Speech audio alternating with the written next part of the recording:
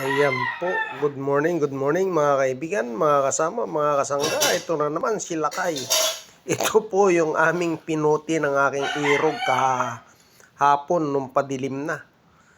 Nung naglinis ng bubong, ayan po ay pahinuging tiyesa. May 3 piraso at ito po yung alokon, himbabao, baeg sa Kailokanuhan. Ayan. So ito po ngayon ang aking puputihin na iimisin at itong naputing ito ay aking iimisin at ito'y hahaluan ko ng sardinas. Ayan. Kaya sa putahin ng ina mo ni Lakay, ito po ay masarap na almusal. Ayan. Kaya aking pipilian at para po ay maigisa sa sardinas. Ayan. Roast ball na sardinas ang katapat nito. Ayan, medyo class ng kaunti si Lakay.